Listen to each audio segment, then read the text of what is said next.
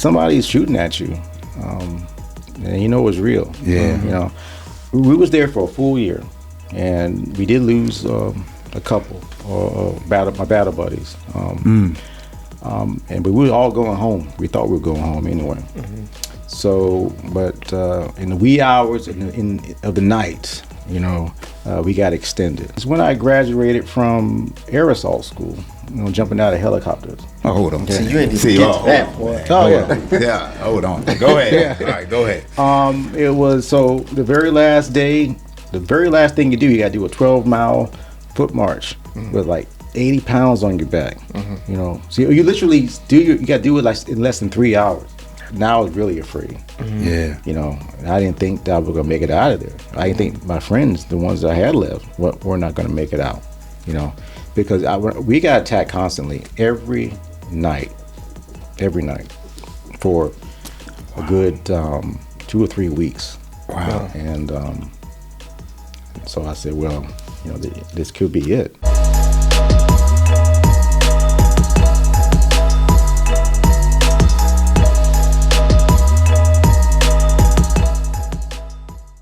Welcome back to the At Ease Podcast. Today we're sitting down with veteran Jamie Staten, a man who served over 26 years in the military, from drill instructor to first sergeant, and to his current role as peer services director with the Virginia Department of Veteran Services. From the battlefield to the boardroom, Jamie's story is about leadership, resilience, and the power of helping others to heal. Thank you for coming on, my brother, and I appreciate you for showing us love on the At Ease Podcast. Hey, thank you for having me. I'm glad to be here. Okay. Really am. Yeah, and you notice those titles. It ain't senior chief, master chief, so it's a little different this time. First Army guy on board. So, yeah, that's a treat right there for the viewers and listeners. A big treat. Different kind of story. Yeah. Yeah. Different kind of story, but probably the same story in the end. Yeah. So. True that. That's true. Before we go deep into it, like I said, you have many experiences, you know, especially being in the military, living in life. What's something that you do to keep you at ease today? Well, when I retired, I was going through a lot with my transition, and, dealing with a lot of struggles with PTSD and some other behavioral health issues. And as soon as I retired, I got into photography. You know, I don't know what sparked it. I just know I needed to do something. And I didn't play any instruments. I didn't have anything I can say. I wanted to create something. Right. You know. Right. So I bought a camera and just started taking photos and you know, going out. I do mostly landscape. I have done others like portraits. I've taken pictures of people and families, you know, and people always ask me to do like weddings. And okay. I don't. Oh, you good like that? Well, no, not that good. Okay. I actually keep turning them down because I don't really do it for money. I haven't really sold anything. I think I sold 1 or 2 pieces because you know. But for the most part, I do it for myself. I got you. And I like to go out there. Now, granted, it's an expensive hobby. Because I just bought photography is? Oh yeah. Oh wow. Yeah. I mean, I think my equipment. Well, I started out with just a regular Canon T6, and then I got, then I upgraded that, and plus all the lenses, and so I think I spent like, I don't even want to say, but maybe close to like $10,000 just on the equipment. Really? And then the software and printing. But I tell you, when I get out there on that trail, you know, out there in the wilderness, and it gives me peace, it gives me calm, and that's what it's all about. Important. Yeah, and I didn't really start printing a lot until a few years ago. Okay. So when I do spend there's some money into that, and I give prints away, you know, and like sometimes I'll be in a park and I'll see a couple, you know, and they're holding hands, or they, you know, especially like you can tell they've been together for like 50 years. So, you know, I will take a shot of them, you know. Okay. And then I'll go up to them and say, you know, hey, I'm sorry, I just took a picture of you. Was that okay? And if you like, I'll meet you back here the next day and I'll give you a print. Oh wow. Okay. And that fills me, gives me joy. There you go. Nice. That's good. That's good stuff to hear. Something to keep you just at peace. Yes. You know. So you say you go out to the wilderness. Is this because of being in the Army? You just like cultivate to that? I think that's part of it. I spend a lot of time in the field. Yeah. But it's peaceful, especially this time of year. This is my favorite time of the year. Okay. I mean, it's autumn, fall. Yeah. Yes. Yeah. It's beautiful. I mean, the leaves changing. It's just something about this transition. Okay. And it's kind of peaceful. I mean, I like spring too, but it's something about fall. got Football. Yeah. You got the holidays Coming coming around. up, and it's just a magical time, I think. Okay. That's cool. So Greenville, North Carolina. Born and raised in that area. Yes, sir. What? Tell us something about Greenville, North Carolina that the people need to know. Well, it's the home of ECU, East Carolina University. that's true. Pirates, go Pirates. But it's when I grew up, like in the '80s. I was born in Williamson, North Carolina. And my parents, we moved to New York, Haverstraw, New York, about 30 minutes outside of the city. Okay. So we were there about 8 years, and then we moved back to Greenville for my years in high school. A lot slower country. Coming from New York back down. Oh, there. yes. Yeah. But it's peaceful. It's calm. My parents, they bought a house, on family land, and they built a house rather, and we go down there from time to time just to chill, and it's quiet. I mean, when the sun go down, it's dark, pitch dark, black. No street lights, no nothing out there. That's mostly in that's in Janesville. In Janesville. In Janesville. Okay. Greenville got more life. I was there not too long ago, so they're still building, still expanding. And, I like that area. I love North Carolina. I did move back there when I retired, but life things changed and I had to pivot. So but I'd love to go back there once, especially Charlotte, because the Charlotte area. Oh, it's nice. Yeah, Charlotte is nice. Yeah, absolutely. Yeah. So what made you decide to say I'm gonna join the Army in 1991? Like, what was that? The military first, but the Army, why? Well, I guess it was a matter of convenience and or I'll put it to you this way. You ever heard of those situations where you go in front of a judge and the judge say you got two choices. You got to go to the army, go to war, go to jail. Right. That was kind of like what I went through. Okay. I hung in with the wrong crowd.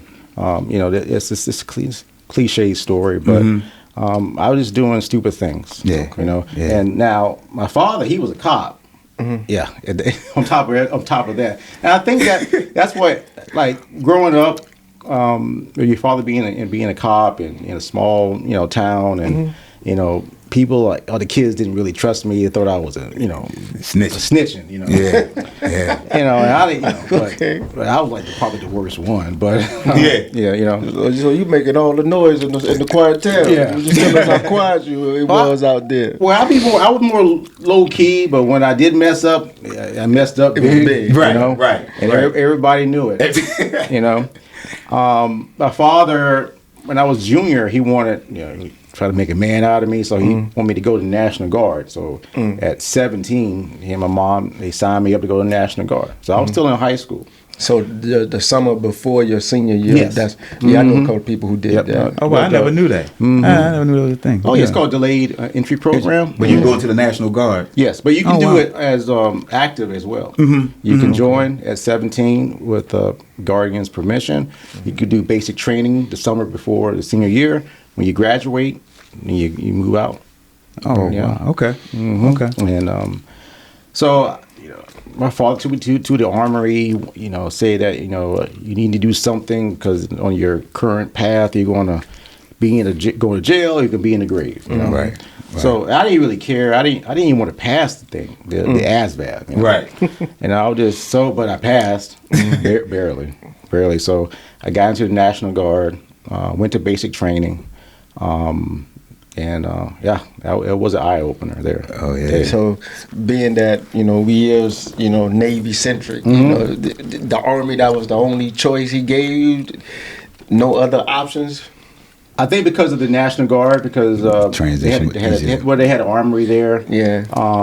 It wasn't a Navy or Air Force presence, so that was probably just what was closest. And I guess he just wanted me to go to basic training. He thought that, Scare you straight a little bit. Yes. Yeah. Kind of did the opposite in a way. Yeah. But, so when you got the boot camp, I'm sorry. Go ahead. Finish. No. Yeah. Again, I wish I can go back. And do things differently. When you're a kid, when you're a teenager, you don't know anything. You think you do. Right. Think you know everything. You think you know everything, but you don't know that. I'm 53 years old, and I still don't know everything. Right. I'm still learning, still trying to make it out here, and try to help others make it as well. Yeah, and we're gonna touch on that too. But question: so, did he have any kind of military experience, or he did? So yeah, he was in the Navy. Oh, your dad was? Yeah. He was. Yeah. I didn't tell you all circle that. back. Yeah. Circle back. Yeah. He was in the Navy. Yeah. So He retired in the Navy? No, no. He did like 3 or 4 years. Okay. His communications. Okay. Yeah. All right. Nice. So That he completely just slipped my mind. That's fine. He'll be mad at you later. Yeah. So he didn't want you to go Navy. He chose something different for you. Then. Yes, he just wanted me to fly straight. Right. And, That's all fathers do for their kids. Makes sense. Gotcha. All right. Cool. So going to boot camp, I guess you kind of had a taste of it being in the National Guard a little bit. But was that a shocker for you when you got to Army boot camp? Oh, it's the same. It's the same boot camp as regular Army. Right. Oh yeah. Yeah, it's the same thing. So you're mixed in with the regular Army, reservists, and National Guard, all in basic. Wow. Yeah. And it was an eye opener. Yeah. But it challenged me. And it challenged me, more than what I've ever been challenged in my life. Really? Being I was young, 17, and I was in there with most of my battle buddies there. They were all delayed entry program, so we were all National Guard. Maybe 1 or 2 that were in the Army, but we were all like 17, 18 years old. Okay. And we, one thing about basic training, it tears you down, but it then builds you back up, and you learn to work as a team. That's the thing. And it was.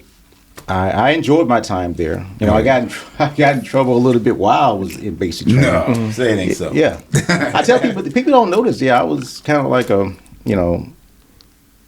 troublemaker. In a way, and took me a while to really get that out of my system. Right. So what would you say would be for boot camp? That is, what was your hardest challenge? Oh, the hardest. That's a good question. Didn't do a lot of running when I didn't play any sports. I tried sports in high school and tried out for baseball, football, but I used to play sports when I was younger, but when I got to high school, I was kind of like not into that. So, getting into running shape, that was hard. Probably the toughest thing. And they running a lot, I'm sure. Oh, every morning, 3 to 5 miles, And back in then, boot camp? In boot camp, oh yeah. Yeah. Good God. And they serious. Push-ups, and, Lord. And then it was, you got drill sergeant yelling in your face, and cursing at you and making you drop and do 10, do 20. I mean, it was constant, And I didn't really appreciate it, to be honest with you. At that time. At that time, until I became a drill sergeant many years later. Right. But it was a reason why they were doing that, and we were never mistreated. It was just teaching us values, integrity and team building. And I miss that. I really do. I miss that part. That part of it. So you do boot camp, you come back, go to school, graduate high school and everything. And again, National Guard, that's weekend out of the month, a week throughout the year. So at what point did you transition and say, I'm going to just do this active full-time, all-time? I was in front of a judge. Oh, wow, again. Yeah. And this was like, this is the last straw. You can either go active duty, because he knew I was already, went in the National Guard, but you can go active duty, go full-time, or if I see you back here again, it will be the last time. Oh, wow. So that's what did it. And I'm glad for it. You know, but I do kind of wish, I wish I was different. I wish I acted better. I wanted to go to college first, but it was probably, going into the military full time. It was the best decision I made and somebody made for me. That's right. So how far after graduation was this? So I got back from basic training my senior year, and I'm thinking I'm Rambo at that point, and Yeah, I think Rambo kind of was a thing back then. He You know what I'm was. saying? Yeah. acting stupid and silly, and I thought I was it. But I think it was after Christmas, and I really started struggling, and I got arrested a couple of times. Luckily, the first time I got arrested, I was a minor. Charges were dropped. Second time, was found not guilty, and the third time the judge threw it out. But he said, "This is it." Yeah. And again, my father was a cop. He had a lot of connections, but he said this is it. So went to the recruiter. Said, "Hey, I want to go active." So they got me in. Which is not an easy thing because you belong to the state. So they got me in, and I went to Germany. Okay. Wiesbaden. Never been out of the country, other than I guess Canada for a minute. Right. But not the country. Out the country. You're Yeah. out. It's another world. Right. And I was 18, and In Germany. in Germany. Now I could have. Went a different path there. I could have just kept on my same trajectory, but I think because of the culture, because of the people, even the military, the cultures are different than here in the States. The Army culture, Right. You are more together, Okay. there because you don't only habit each other. And the German people, they were nice. That really was an eye opener to experience another culture. Right. And see how they get along, and I mean I know Germany has this turbulent history, but you wouldn't know it now. Right. It's just like they love to party, Yeah. they love to drink beer. Oh, yeah. All that. The funny thing about it, I didn't drink alcohol. To be honest with you, I tried to drink, try to smoke. That didn't.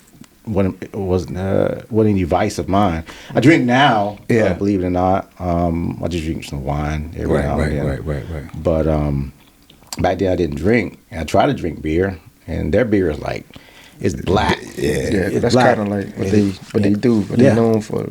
It's good. I had some beer one time. I went to a tour at his factory, and they had this what's called smoked beer. It tastes like bacon. It tastes like.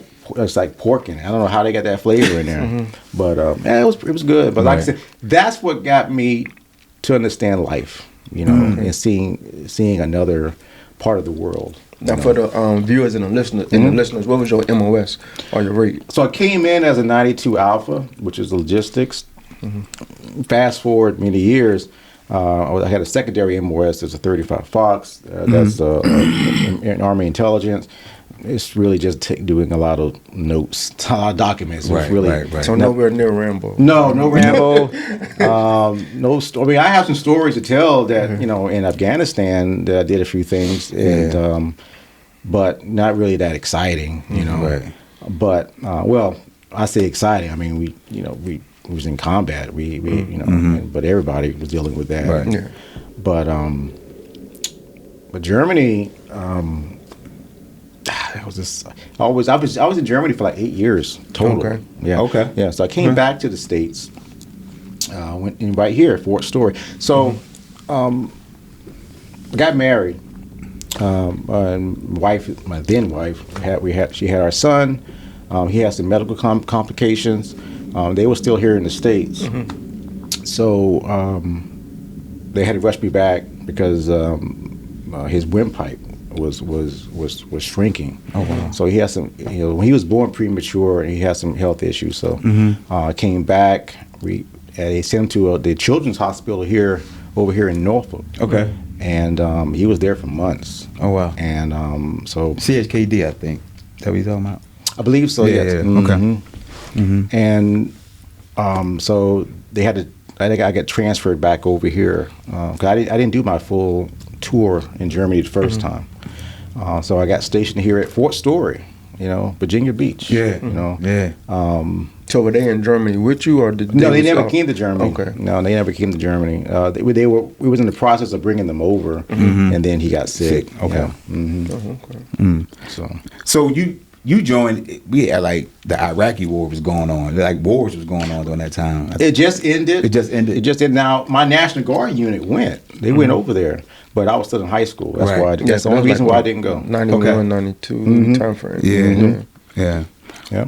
So you did Afghanistan, Bosnia, Croatia. What was one of the most challenging tours that you did over there? Like out of the three, like what really, like gave you like, okay, this is real. Well, Afghanistan, Yeah. for sure. I mean, and in Bosnia and Croatia at the time, that was a peacekeeping mission. But there was some things I saw there that I wish I didn't see. But in actual war, actual combat, I never thought, that would happen.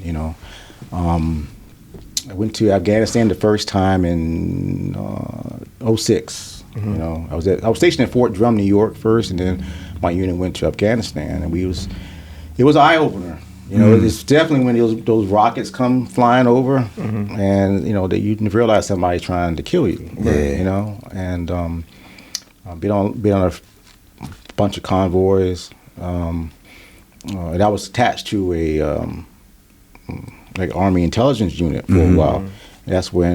Then when I got back to the States, that's when I picked up the secondary MOS. But when somebody's shooting at you, and it was real. Yeah. We was there for a full year, and we did lose a couple, my battle buddies. But we were all going home. We thought we were going home anyway. So, but in the wee hours of the night, we got extended.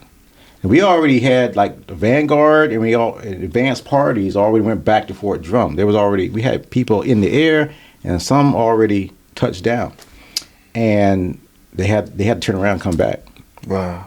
I remember that morning. That was that was very depressing. Yeah. We were there for a full year, and we got extended. You don't get to go home. So I think it was like we got extended for like 4 or 5 more months. So I spent almost a year and a half in Afghanistan the first time.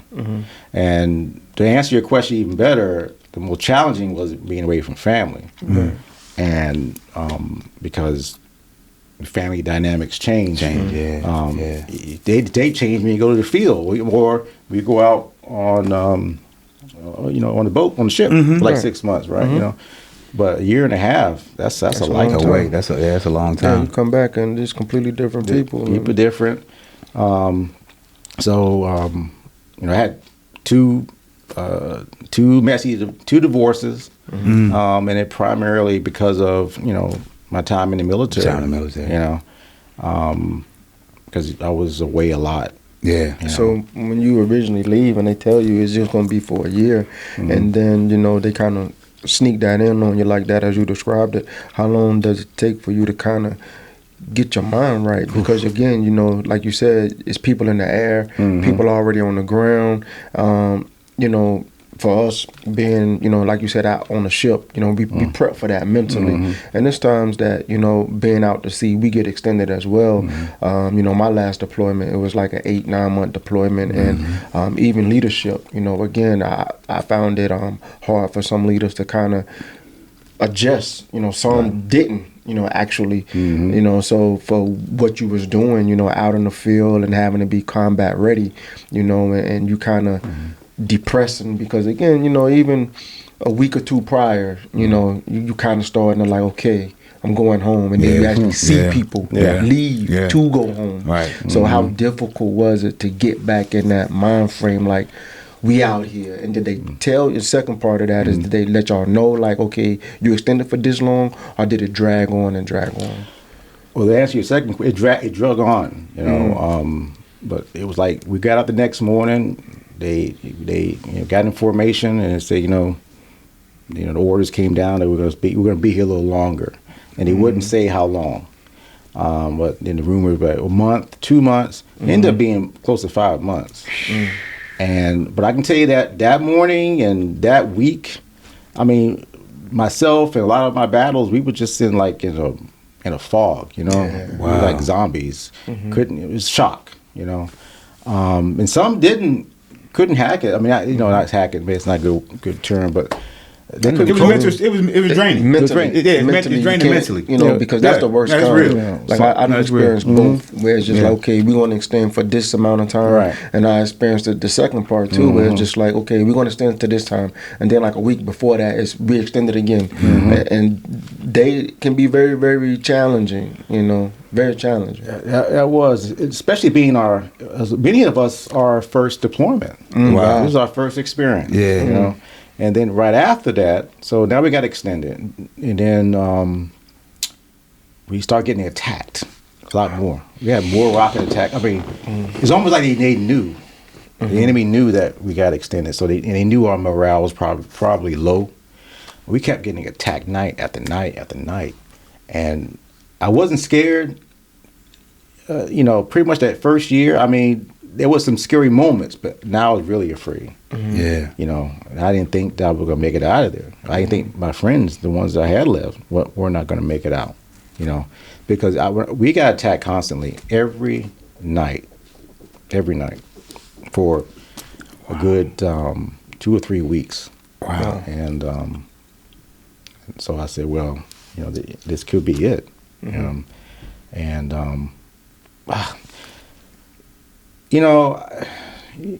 Going to war, going to a combat area, you really see the worst of people. The worst. I said not people, humanity. You wonder, why are we trying to kill each other? You know, I understand our mission. Right. But why, but what brought us there, of course, 9/11, but what brings us to do this to each other? Right. I went to, I got transferred to a different FOB, forward operating base. And I was outside, the perimeter one time on patrol, and, somebody came up to the gate, and it was a suicide bomber, and, he killed, several service members. Wow. But he killed a lot of his own people. Because a lot of the Afghani citizens, they'll come to the gate so they can try to get day jobs. Yeah. It was like 200 or 300 there almost every day, and that it was so many people there, and he killed more of his own people than anything. Yeah. You wonder, why do we do this? Right. And see, for us, I think we look at it because we're not used to that growing up. We don't see people like doing suicide missions in our neighborhoods, no matter where you go, for the most part. But then you join the military, you go overseas, and you witnessing this constantly. So it's a struggle mentally, because you see, like you're saying, every day. Those memories don't go away. No, they don't. They don't go away. So it's like, how do we cope with them? How do we deal with them? Y'all, I think really around that time, it was all branches of services going over there and supporting, and it was just like, we know a lot of people wasn't coming back. Right. Yeah. So transitioning back, you doing your time over there, and now you coming back home. You already suffered over there. That's our job. But now you got to come home and deal with family. So how do you transition back into that world, and like because they still had a life while you was over there. Right. You trying to come back home to peace. And it's like the dynamic is like oil and water at this point, excuse me. So how do you deal with that? Well, what I try to do, a lot of my battles, they've done the same thing. They try to just jump back in, try to pick up where they left off, and you really, that doesn't really work, because like you said, your family moved on too.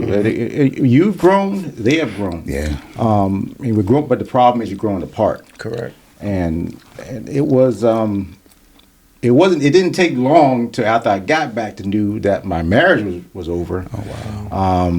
the kids, they always come back around, and they were small, but a year and a half from your spouse, yeah, you could. I think I came. Time. Like, it is a long time. I came. You got 2 weeks in between that tour. That's not enough. No. But I just realized that we're different people now. Yeah. And we tried to make it work.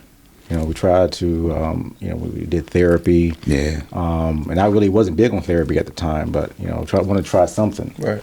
So so just maybe about 6 months after I got back, it was pretty much it. Yeah. Because the harsh reality of it is like you said, you live in two separate lives. They learning how to adjust without you, and you're just trying to survive to get back, right? Right. And then once you do get back, it's kind of like even being in the Navy, a lot of us sometimes feels like, hey, this picture looks good without me, so to speak, or how do I inject myself, or when do I inject myself, and it can become like very, very hard, So I think therapy at first probably should be a good transition. If a service member comes back from a long deployment, maybe they should a mediator, and it may not. I'm not saying it will work for everybody, right. But just to jump back in like no time has went by, it's kind of you're just fooling yourself in a way, and you need to recognize, the time that we've been apart. That's how I feel now,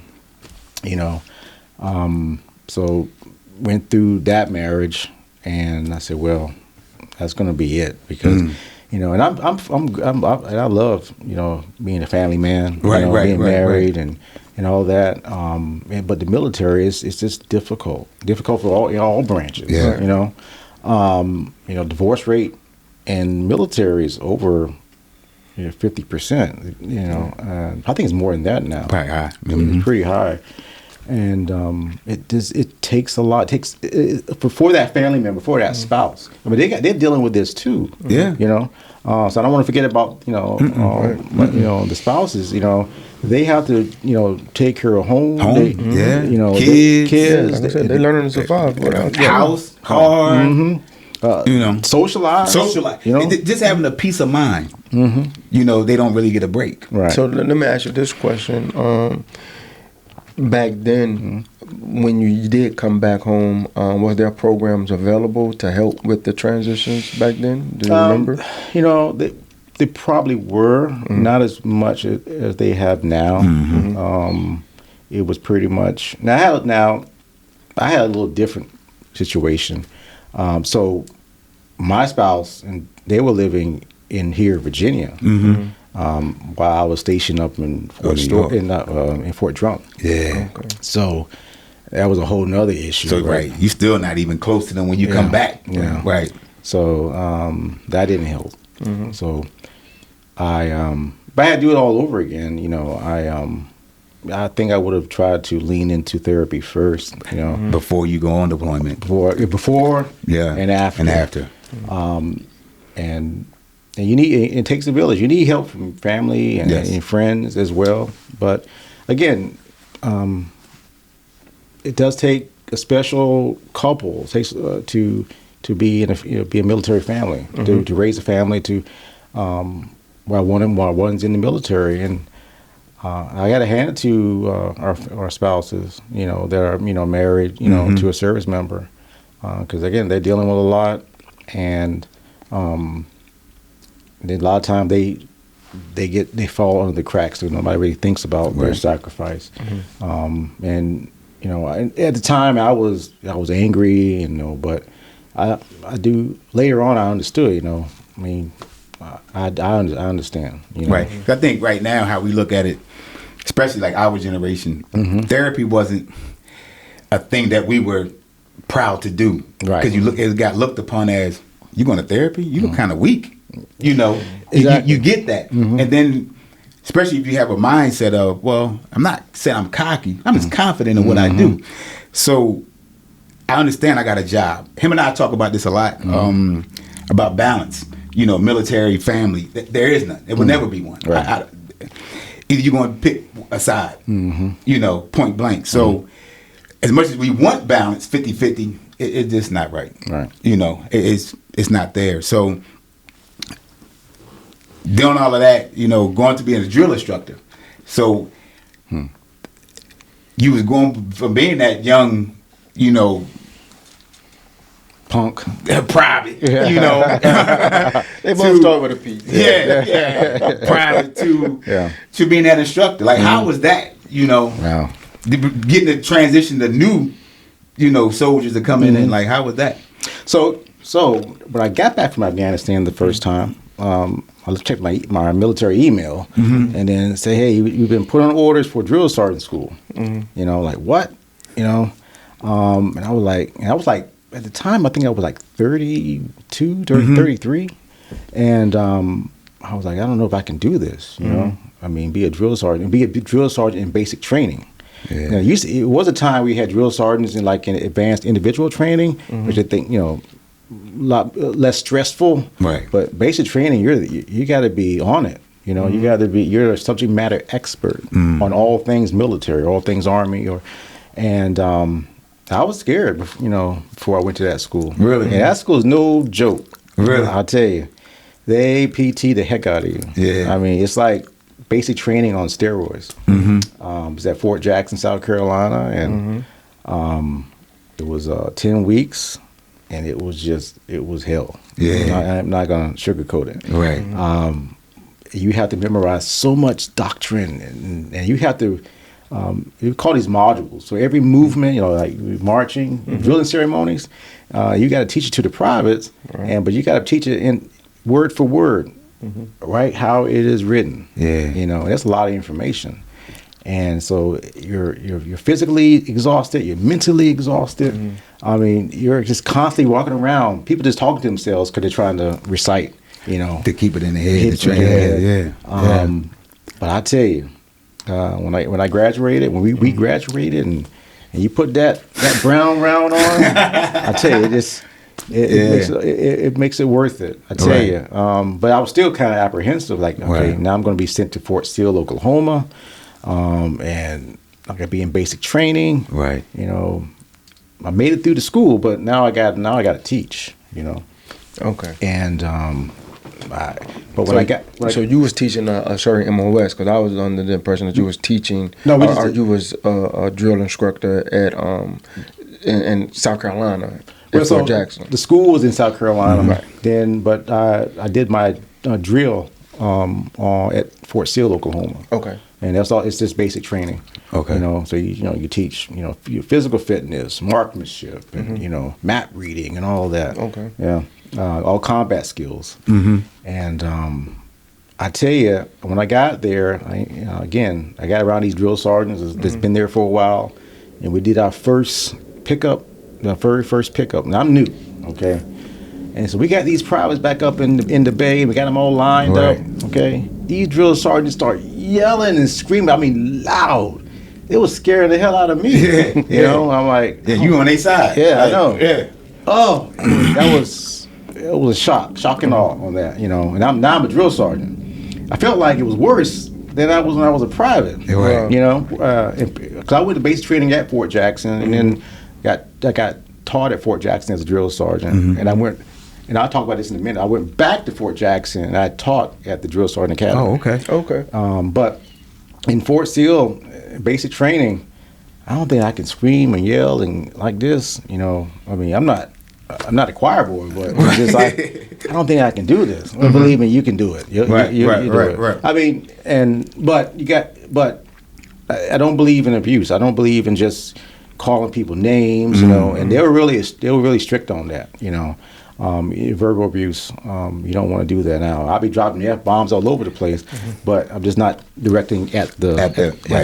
Right. And so after that first cycle, I said, I can do this.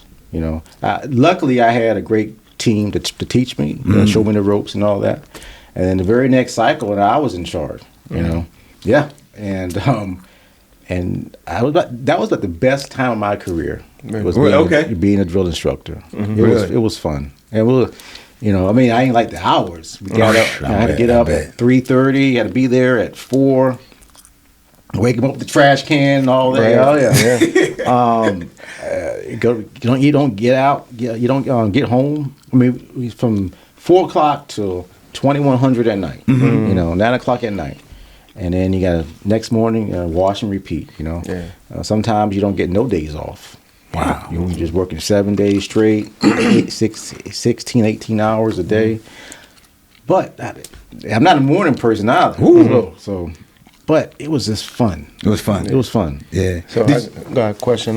Being that you had seen combat before, prior to you taking those orders or being selected for those orders, did that play a part in how you train? You know what I'm saying? It did. I am so glad that I did see combat. Before being a drill instructor, because I was able to give the privates that my perspective, and give them real world knowledge of what war is like. Now Afghanistan, Iraq, different, but in the end it's still the same. And I tried to I wanted to let them know that what to expect, and expect the unexpected, to be honest with you. But you have these people in your hands, and in the summertime. So the summer cycles, they're all kids, the delayed entry. So now I'm the drill sergeant, and I got all these 17, 18-year-olds. Right. And you would think that'd be the worst cycle. No, these guys are motivated. These guys are. I mean, it's like they get your blood pumping. Right. Yeah, they're a bunch of knuckleheads. Right. They don't know how to make a bunk, and but you teach them all that. Right. Absolutely. And what makes it so worth it at the end, at graduation, you have all these parents coming up to you, and they're thanking you, thank you for what you do for my son and daughter, because halfway through my tour we had integration. And thank you. I can't get him to do his own laundry. Right. I wanted to say, well, he didn't really do his own laundry. Yeah. But no. To see that transition, see them that transition, it's rewarding. It's very rewarding. Yeah. You talk about transition, so like it's the same for being in the Navy. Us transitioning from boot camp, to our first command. But you talked about is it Round Brown? The Round Brown. The Round Brown. Yeah. So it's like that for us in the Navy as well. When we go from first E6 to E7, we change uniforms. So we done a combo cover, so it's like a big deal for us. So when you spoke about that, is that like one of the things that you can do in the Army, like becoming that drill instructor and getting that Round Brown? Yeah, I mean, I guess maybe special forces, because they wear they different. They different. Yeah, for all services. But it's just something about that Smokey the Bear hat. Bear hat. Yeah. And when you're a rock star as a drill sergeant, you are. When you're on post, people part the sea for you. Officers, doesn't matter. You are a drill sergeant. Everybody respects you more than anything else. That means something. And it does mean something. And most importantly, you don't want to let it go to your head. Unfortunately, some do. But I appreciate it. What I was and what was expected of me, and I enjoyed it. So I wanted to. You only be a drill sergeant for 2 years. Okay. Well, a total of 4. But I didn't want to do basic anymore. I wanted to teach at the academy. So I put in for that, and I got selected. It was a arduous process, but I put in for that. I got selected to teach at the United States Army Drill Sergeant Academy, and it just wasn't as fun. It was more it was more politics. Oh, okay. It was more politics. Yeah. So you're training, the incoming drills.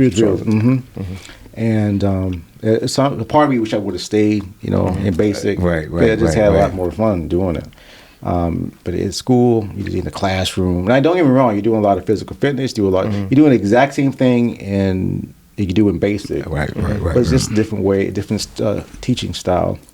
you're not yelling and screaming at these, at them at Right. will. Yeah. I mean, like the Some of first, these is like your peers. yeah, like your peers. I mean, like the first couple of days, yeah, you kind of like, do like a shock and awe type of thing. Right. But after a while, we're on the same level. We're trying to teach you. But yeah, it was that was hard working at the academy. I liked it. That's at Fort Jackson. But it was this wasn't as fun. And I didn't have the same enjoyment. Yeah. And in the Navy, we call them RDCs. You know what I'm saying, or whatever. They up there on RTC Great Lakes, and a lot of RDCs that I know, they say they find it very, very rewarding to watch as that person transition from a civilian to a sailor. So I can kind of understand a little bit from 5 degrees away, but what you're saying from the standpoint of like seeing that civilian become a soldier versus seeing a soldier just basically, you know what I'm saying, kind of tighten up or learn the ropes of how to be a drill sergeant. I can imagine it's a difference, I mean, again, it was rewarding, like you said. It's just that the day-to-day at the academy was just, I'm trying to think of the right word. It was just, I guess it's boring. It was just boring. Right. Because you used to dealing with the privates. Yes. And seeing like their reaction. Yes. But now you like, it's a my different peers. reaction. It's a completely different reaction. Like, oh yeah, you graduated. Yeah, you done. Move on. Yeah. So that's the difference. It's a difference. Did you see any private like you that when they came in, like, oh, they remind me of me? I don't think there's anybody else like me. I don't think I see anybody that bad. Right. But I relate to some of the privates that come in and they have a problem, and they're telling me their backstory, and so I can relate in certain ways with like that, like I do now. But yeah, it was just I think I grew up when I was in Germany. I think that was the catalyst. That's what helped me grow out of stupidity and whatnot. But with being a drill sergeant, it made me a different person. I got you. And I taught classes here and there, but now I had to really teach. I had to teach basic, and then you had to go to the academy, and that's really a higher level of learning there. And I love doing that. That's right. I love teaching. That's right. So what you experienced a lot of things. As far as leadership go, what was one of the hardest leadership like lessons that you have learned, throughout your career? And that really kind of helped shape you to the man that you are today. Well, not to get too much into it, I experienced some discrimination. Okay. But that could be like a story for another segment. But the discrimination I felt may be a lot different than what other people experience. And I'm talking about racial discrimination, but it's not what you think, And I had great leaders, but I had some bad leaders too, I had leaders that were, good old boys. Yeah, right. They were fine. Yeah, to be honest with you, because you all should be. You were all the same color and all the same. And but I experienced discrimination from someone that looks like me. And that was hard. It happened more than once. Wow. It was okay. It wasn't a one incident, and I know I wanted to be better than that. I wanted to, I believe in treating everybody. You treat everybody with respect. Right. That's right. And so I learned from many different leaders, how to act, and I learned from other leaders how not to act. That's right. Not the wrong thing to do. They've been done, not just to me but to others. But this is not a hit on the military. I mean, some people just or bad. Right, You right. know, You know, it's that's just just like- in any industry. Yeah, no matter where you Old cliche, you know, you're gonna learn either what to do or what not to do from any leader, and then what they say nowadays is everything is a lesson. You know what I'm saying? Yeah, Like, life lesson. yeah. Hey, but I some didn't life fail. lessons. It was just a lesson. Like, Yeah, okay. yeah. But I was taught, so I'm trying to make it more positive. One of my leaders taught me, because I came to my leader like with an issue or something. I forgot what it was. And I said, I don't know what to do, you know. He told me, you know, you should never bring your problems to your boss. Bring a solution. Okay. You know, and that stuck with me. Now you still have a problem, but don't just say, "Hey, I got a problem. Can you help me?" You know, I believe that you go to your supervisor and you say, "There's an issue, but this is what I think how to handle it." Yeah, I and I need your, respect that. you need your advice. Absolutely. So I always try to keep my supervisors informed, and because. Yeah, I hate to be micromanaged. Yeah. You know, nobody. I don't think nobody likes that. No, And, no. Some people need it. you know what? Some people people need it. You do need it. There, yeah, and I experienced that from colleagues. I was like, really, you know, but I had some great leaders. I got great leaders now, you know, and I always, you know, try to keep them informed. I don't bring them any problems. If I do, I'm giving them like 3 solutions. You know, possible solutions. So that way, I'm like troubleshooter. Right, you know? right. I was in Kuwait, and I had to go to my first meeting with the colonel, and I didn't know what he expected. And he asked me all these questions, and I'm fumbling through papers. I'm saying, I'll get back with you. I kept saying that 3 or 4 times. In my first meeting, I told myself that's the last time that's going to happen. Right. So now I know what he wants. I learn you got to learn your supervisors. You know, you got to learn what they want. Learn what makes them tick, and then feed them. Provide it. Provide what they need, and because if you take care of your supervisor, they'll take care of you. Right. I really do believe in that. That's true.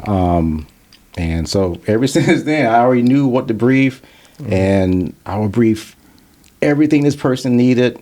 I try not to get too much information. Right. You always want to hold stuff back. I try to hold stuff back in briefings, just for follow-up questions.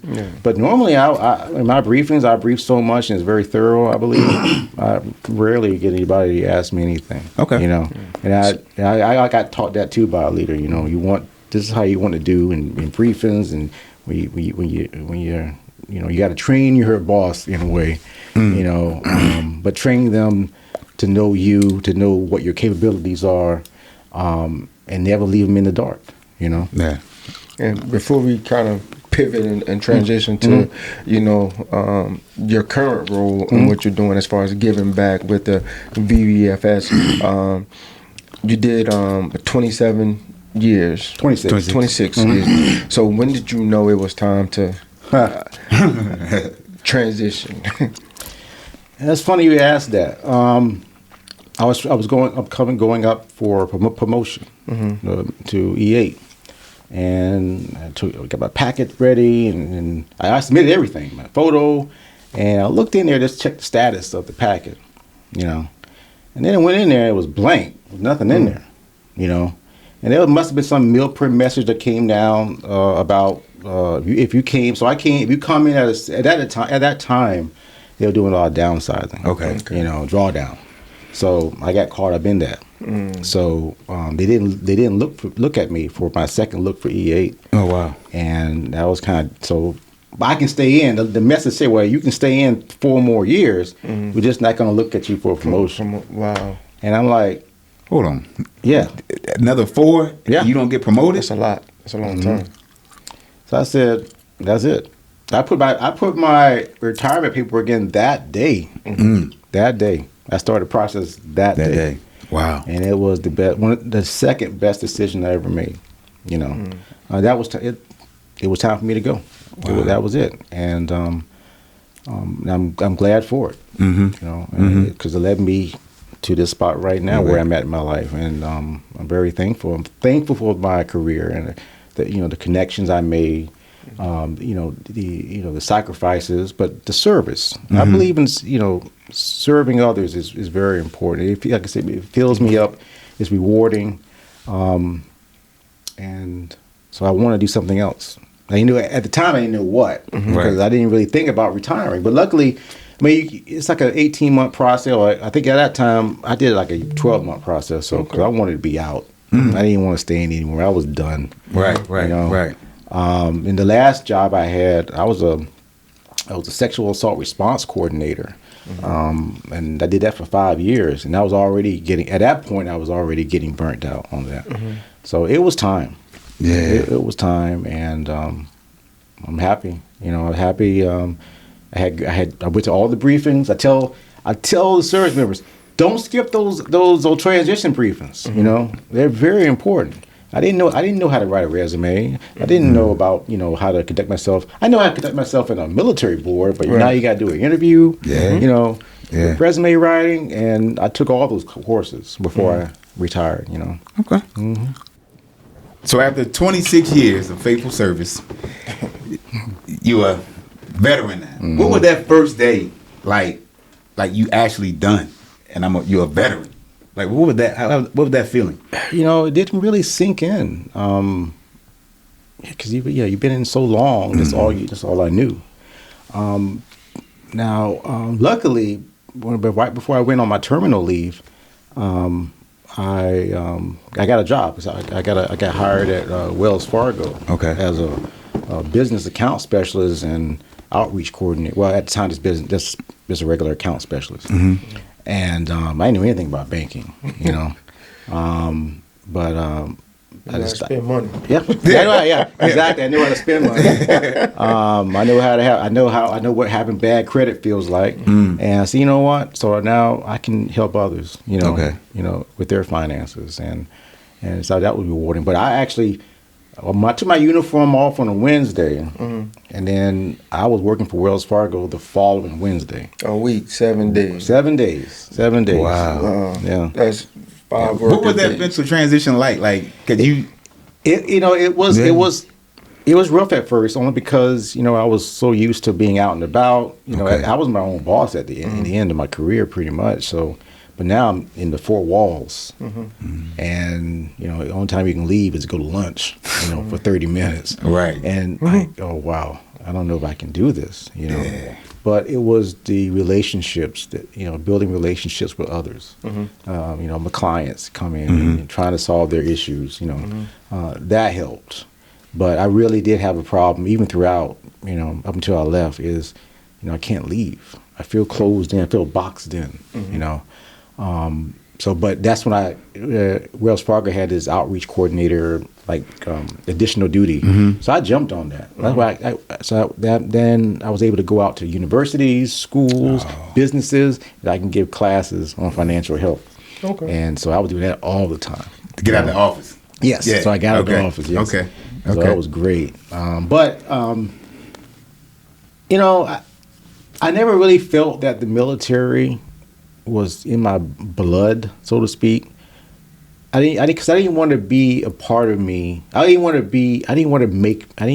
trying to say this right. I didn't want it to be all about me. I didn't want that to be all about, that would be all about. Define me, yeah, thank you. Like you go in my house, you wouldn't even know I was in the Army. I don't have anything up military. Now you go in my office, right? Oh yeah, at work. I got stuff all over the walls, right? But I felt that year of the transition, year of retirement, going to all these different courses and whatnot. I was pretty much not retired on duty, but I was doing other things, helping me get out to retire. And so I was prepared, in a way, and because I wanted the mindset of a civilian. I didn't want to have this mindset of I didn't want to be getting up at 4 o'clock in the morning and doing reveille and all that. I wanted to be done with that. Right. I didn't want that with me anymore. Right. And so I just I packed all my So what I did, I packed all my military gear up, all my awards and trophies and everything. I packed everything up and put it in storage when I retired. I can't even want to see it. Now let me ask you this. At the time. Okay. Was that because there was some bit of resentment because of how you found out, you know? Oh no. Okay. I don't know. I forgot. I was talking to someone. Maybe it was my therapist at the time, and I just got the idea. Just pack everything up, and put it away, and and so that it helped me. It helped me with that transition. It helped me, I didn't want to be reminded of anything right away. Right away. Yeah. But so slowly, I didn't want anything camouflage. I want everything, but slowly but surely, I started pulling stuff out of storage. I started buying all these camouflage gear. It started creeping back in because in a way I didn't miss it. People ask me all the time, do I miss it? Right. I don't miss deployments. I don't miss going to the field. I don't miss doing 24-hour duty. But I do miss the relationships. I do miss the people that camaraderie. The people that you serve with. To me, that's such an interesting conversation to have because you get some people that hate it, can't stand it, don't want nothing to do with it. You get some people that's kind of, it's hard for them to let it go. Then you have those that's in between both, and for me, I'm kind of like the in between because it's like it's hard to just pretend like these 20, 25, 24, 27, 30, 33 years didn't exist. And at the end of the day, it's just like, whether we believe it or not, that's how people identify us. Right. You know what I'm saying? Yeah. I mean, like, okay, me in Newport News, Allen Iverson right now, that's how we know him. Bubba Chuck, Allen Iverson, one of the best shooting guards in the NBA ever, at his size and weight. He will forever be that. Right. And that's okay, right?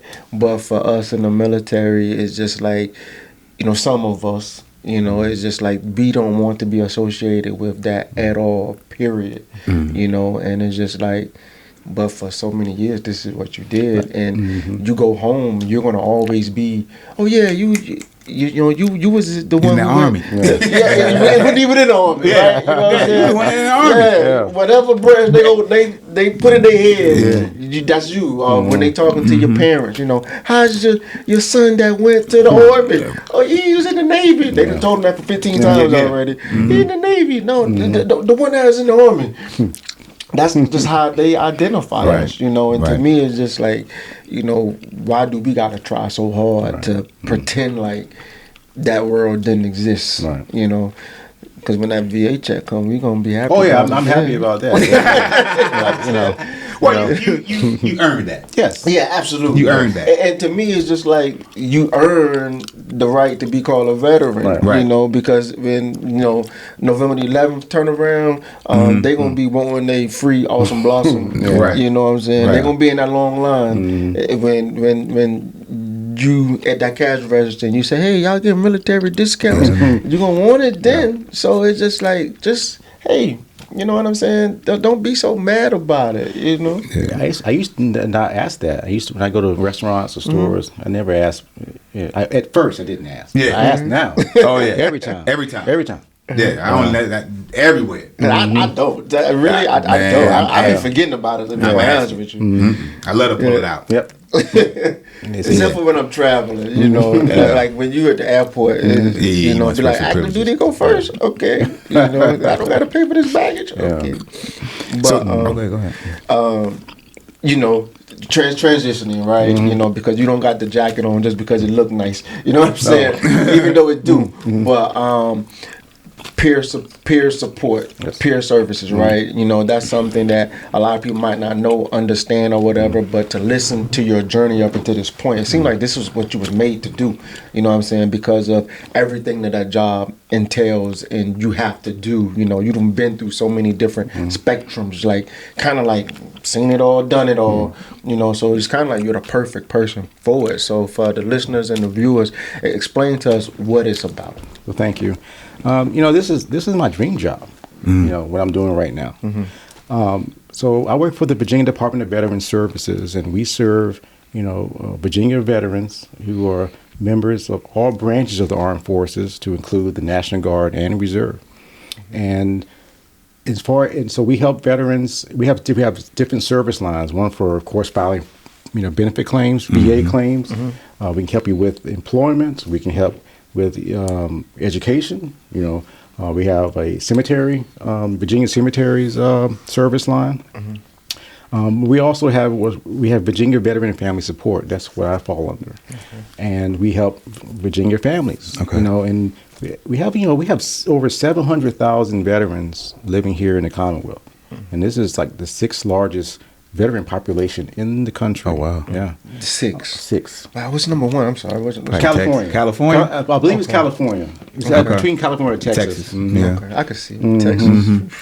Okay, wow. And we also have, Virginia has the highest percentage of female veterans Really? in the U.S. as well. So we have a unique, extensive veteran population here. Okay. In Virginia, but they also have a lot of unique challenges facing the challenge, especially with transition.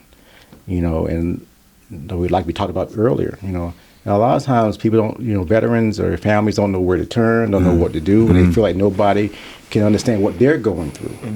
But at our agency, we try to let them know that we understand what they're going through. Okay. We have veterans. We have people that are not veterans working for our agency too. That are great people as well. But we understand what you're going through, and we can try to help you through, your challenge. And peer support.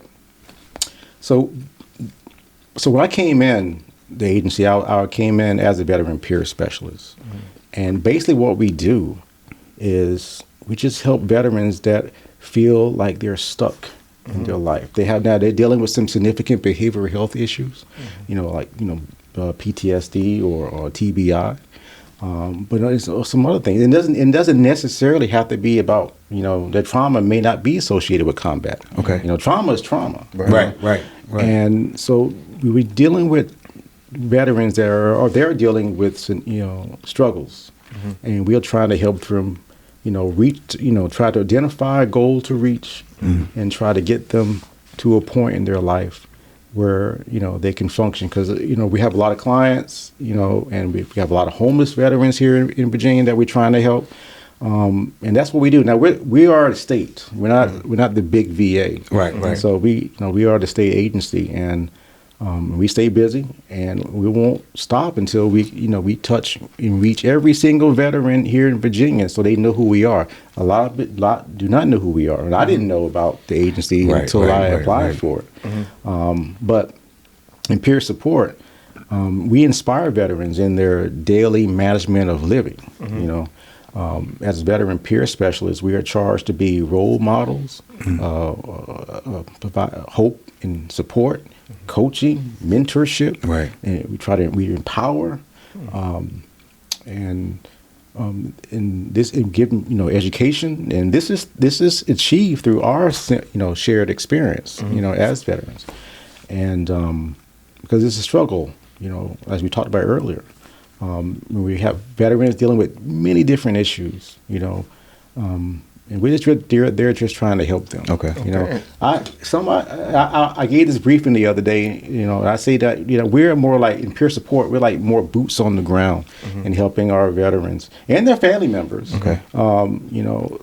Get through these with their behavioral challenges and struggles. So. To be clear, you're not associated or affiliated with the VA. This is something different. Like you said, this is state. Right, correct. We are totally separate from the VA. Okay. And when you say peer, that would imply like it's one-on-one, or is it kind of, so it's not like, hey, I'm finna go and get with a group of people and we finna kind of sit down and discuss amongst others. It's more so one-on-one.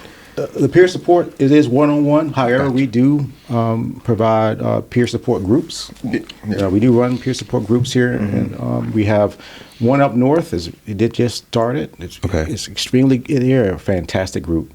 We have 10 veteran peer specialists spread across the Commonwealth, and these are phenomenal individuals. They're dealing with their own. We're dealing with our own recovery. We're trying to help others dealing with theirs. Right. And we have a female veteran peer support group as well. Wow. And that's being ran virtually, and we also have a partnership with Cabana Mental Health Solutions. It's a mental health platform which I like to just say they provide they're like peer support groups. And this is they reach out to veterans and non-veterans, but we have a partnership with them so we can provide their non-clinical service to our veterans and their families. Okay. And I just started moderating on their platform about a month ago. So like on Wednesdays at noon, I have a session and I concentrate on self-care. Okay. And that's what my session is on. And so they have sessions going through that every day, And so because like we talked about earlier, some people are not ready for clinical treatment. Right. And we see that a lot in peer support. They're not ready for clinical treatment, and we don't try to push it. Okay. And we don't. Matter of fact, peer support, we offer it. We don't force anybody into the program, and when they want to leave, we can end service. We'll still follow up with them, let them know we're still here. Right. And you're ready to come back and re-engage. We'll be here for you. So is this something that you have to be referred to, or I'm a veteran and I'm kind of going through it? How do I get in front of you? You go on our website. Or someone, not you specifically, but your services. I should say. Yeah. We have community partners all across Virginia. With the Virginia Career Works, of course, DBHDS, community service boards.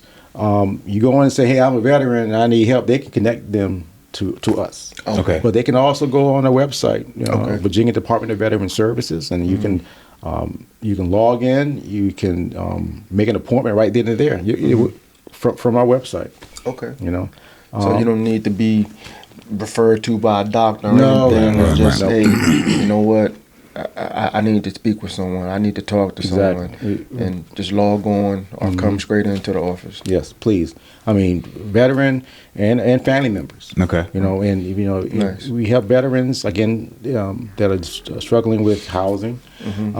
We can help some with financial assistance. Okay. With like rental assistance, we can help with that. We can also help with paying the light bill. Right. For a veteran. So pretty much like what the VA does, but on a state level. Yes, correct. Okay. That's good. But I'm sorry. No, go ahead. No, go ahead. Finish. But our main goal is to connect veterans to the VA. The VA. Okay. We want the veterans to go to the VA. Because Right. believe it or not, a lot of veterans don't use go. it. They don't use it. They don't use it. They don't use it. They either don't use it because they don't know that they're eligible, or maybe they had a bad experience. Right.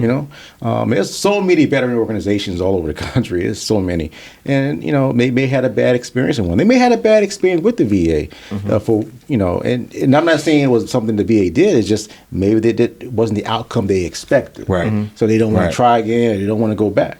That's one of my main focuses. Hey, no, we need to get you into the VA system.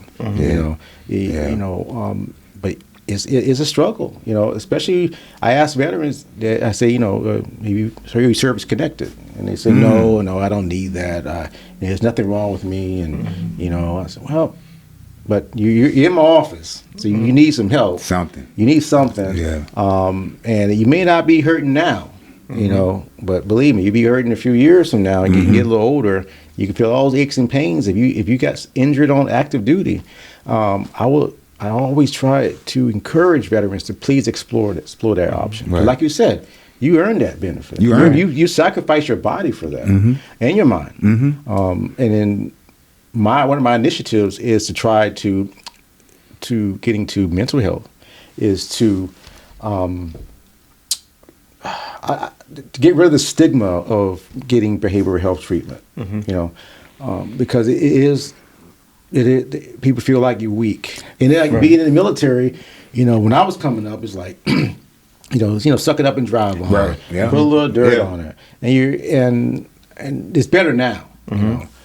But some people don't want to explore that because they feel like they're a weaker person. No, our mental health is just as important as our physical health. Yes. And frankly, I think the higher you get up in rank, the harder it becomes because Right. you feel like there's this persona about you that you're supposed to be this person, you know, this great leader, or, you know, whatever adjective you want to put on it. And like you said, you know, to some people that do show like, damn, that's kind of weak. So, you know, like I don't, but a lot of times it's the leaders, the one that's going through the most. They suppress so much, you know what I'm saying, and been sucking it up for like years, you know, putting dirt on it, like you say, for years. And we the ones that's kind of like, yeah, we just need to talk to somebody. And sometimes you just need people to be like, yep, I understand, and it's okay. You know? I was in denial for a long time before I started, you know, before I got help. And luckily somebody pulled me aside and said, hey, you need to go and get, you need to go to, you know, behavioral health and, you know, talk to someone, you know, because I was, you know, I had PTSD, I was, you know, had emotional issues, you know, and so I went. You know, and you know, I still go. I go to the VA. I think the VA phenomenal. You know, I mean, I had nothing bad to say about them. And you know, I do get this a lot from a veteran, and I asked them, hey, have you filed a claim? You know, and they say, no, I don't want to do that. I don't want to take a benefit away from somebody else that's more deserving. I laugh because they just don't know. Right. You're not taking nothing away from nobody. You're not taking no. And I always tell them, you're that someone else. But see, I can understand it. I can understand it on both sides, you know, because again, as a sovereign leader, selfless as we are trained to be, you know, again, the suck it up attitude, you know, and it's just like, I'm not that bad. And then when you see somebody in a condition that you don't have, and you're like, nah, I ain't like that. You know, I'm just blessed that I was able to make it. Or, you know, in your situation, you know, you came home. You know what I'm saying? You survived. And it's just like, I know what it could have been. And you just be like, nah, I'm good. You know, and to your point, that you're absolutely right. Like, nah, you know, like you've seen some stuff, you've been through some stuff, you know. Those scars might not be physical, they mental. You know? They internal. Mentally internal. Yeah. So it's like, you're right, it is both sides, because you look at somebody like, cause you go to the VA hospital, you see some people, in there now, and you like, oh wow. And I don't care the age, you know. The age is no, it doesn't discriminate. Right. But I think, especially people that, I don't want to put a time limit on it, but we dealt with some things. You know, we dealt with some things, and we can't say, well, that wasn't right. We shouldn't have dealt with that.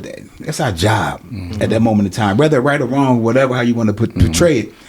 Now, when you leaving that organization, that's when because when you in it, you fine. Right. Yeah. It's when you walk away from it that really it start to bother you, and you think about it more. You up at 3 a.m. like, what am I doing up? Like I ain't going to work or nothing. Like why am I up? But you up and trying to figure out why you up, because where your mind is going, you know, and where you've been at and what you were doing. You know, we were leaders in the military. You know, especially E5 and above. You leading somebody. Right. You know. And it's constantly on your mind that I gotta show up. I gotta be right. I gotta do this. I gotta do that. We was trained to be like that. So when we exit out of there, our mind state doesn't go away. We still there. Right. So it's a challenge. So for me, I don't ever want to force nothing on no one. I always ask them the question, how the VA treating you? That lets me know if they're going or not. Right. You know, and then we can kind of talk about it to get into it. But it's challenging for some, because they feel like they don't need to go, and it's fine. You would know when it's time to go. You know, I just want to applaud you, man, for doing what you do. Like, well, thank you. You know, especially being where you came from. You know, the knucklehead kid. You know, out of North Carolina, and like now you like, I'm helping people. You know, that's where my heart is at. Like to help people because you've been through it. You know. Yes, sir. That's what we do, you know.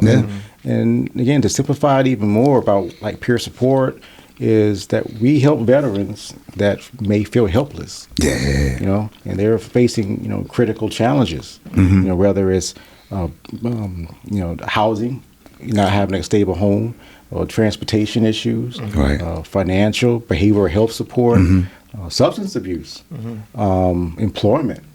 or mending broken relationships. You know, I read this article about peer support, and I love the way she put it. It's like, you know, a person or veteran, sometimes they feel like we're in a hole. They're in a hole, you know, and they don't know how to get out.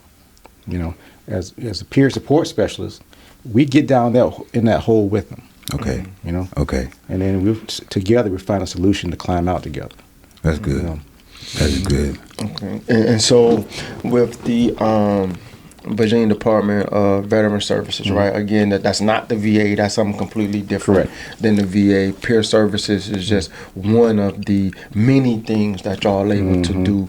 So what are some other different programs that, and not asking you to explain them, but just what are some different other programs that you guys are able to help and assist veterans with? Filing a VA claim.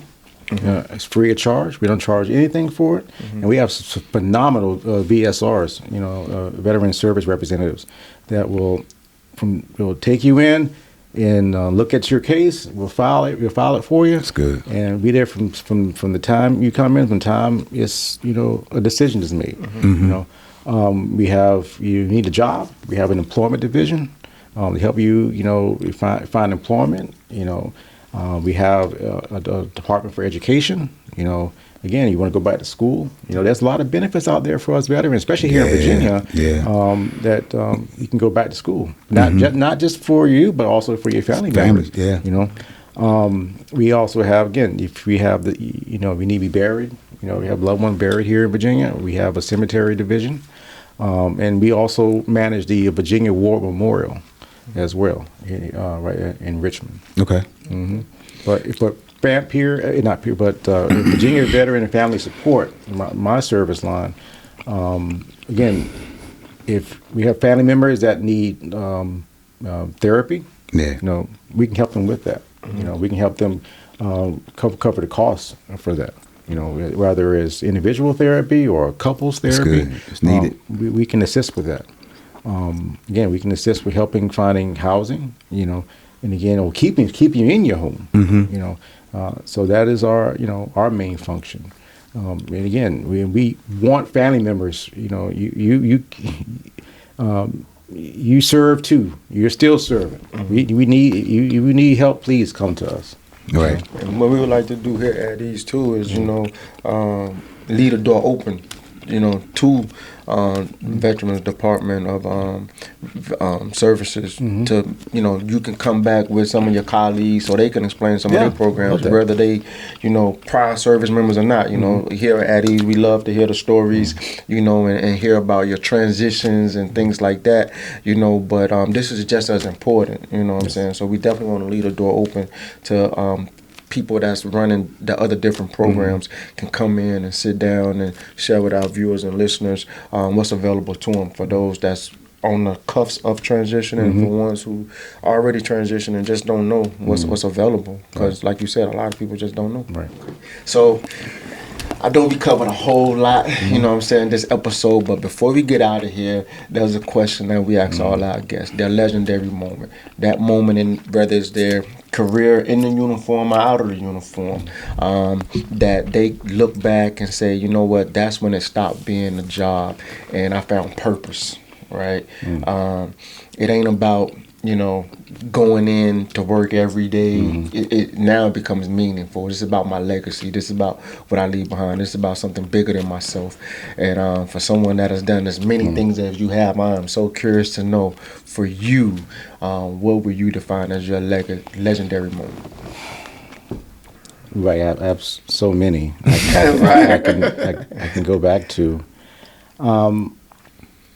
I hope you have me back. Hope you have me back, so I can, I can give you some more moments. But I'll leave you with this one. It's when I graduated from air assault school. You know, jumping out of helicopters. Oh, hold on. See, you ain't even get to that point. Yeah, hold on. Go ahead. All right, go ahead. It was the very last day. The very last thing you do, you got to do a 12-mile foot march with like 80 pounds on your back. You know, so you literally you got to do it like in less than 3 hours. And you 12 miles. 12 miles. 12 miles. From start to finish to I'm sorry, because this is crazy. Yeah. From the exercise start to the exercise ending, with you jumping out of a helicopter, 3 hours. No, okay. So so jumping out of a helicopter, that portion was the day before. Okay. So, but one of the last requirements is a 12-mile foot march, 80 pounds in less than 3 hours. Okay. And literally, when you come across that finish line, you go take off your gear, go in formation, and you have graduation. Oh. But my parents were there. And Oh, wow. there was a time where my parents and I really didn't get along and didn't really talk a lot. We do now. But I saw my father there. My father's, Oh, wow. he's the hardest person I ever met. But he saw me come across that finish line, and and everything. He knew everything that I did. I saw him cry. Wow. And it made me, it made me proud of him. And proud of myself. And Right. So that's one of my first. That was like many years ago. It was almost Right. 30 years ago when that happened. Oh, when I wow. did that, yeah. Up here at Fort Belvoir, actually. Oh, okay. Yeah, they had an aerosol school there. Yeah. So did you know that they were going to be there? Yes. Okay, yes, you yeah, did know. Yeah. But I didn't know it'd be that emotional. Right. I mean, that's powerful what you just said. Yeah. What you just experienced, and to see that from him, that made you proud of him. Yeah. So the 12-mile foot march. Yeah. You mean y'all running too at the same time? No, you just marching. You're individual. You're on your own. You're spread out. Hold on. Like, so it could be like a group of how many people? It was like we started with. I think we started with 200.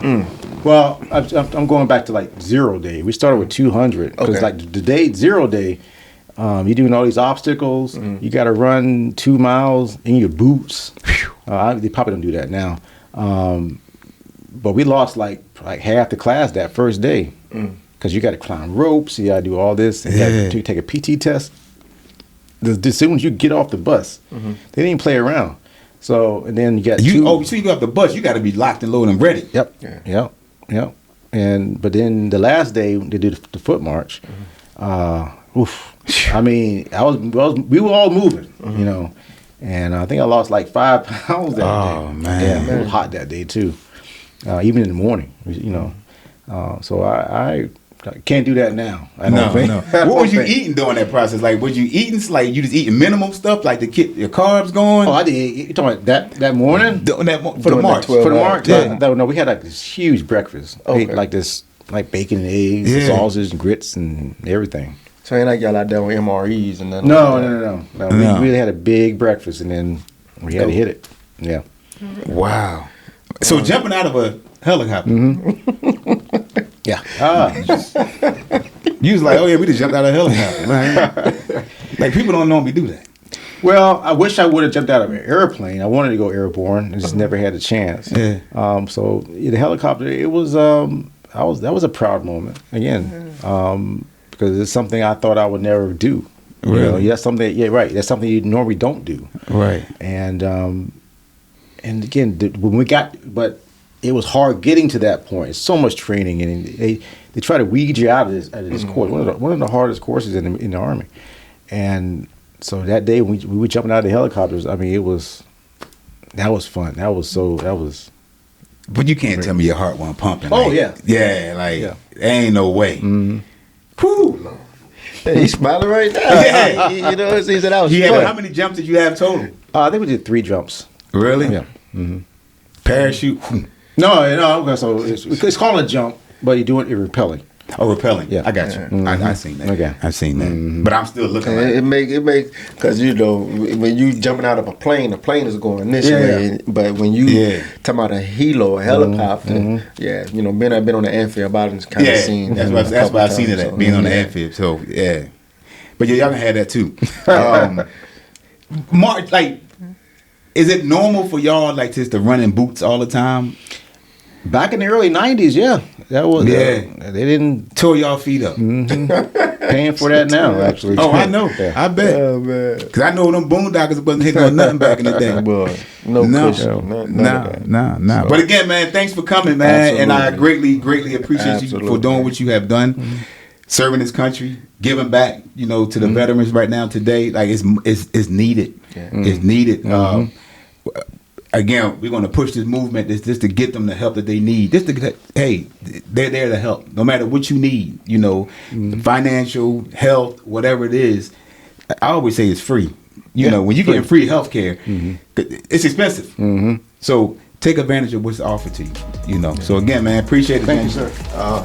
Yeah, thanks for coming on, man. Thank you for what you continue to do. Yeah. Peace. Eddie's out.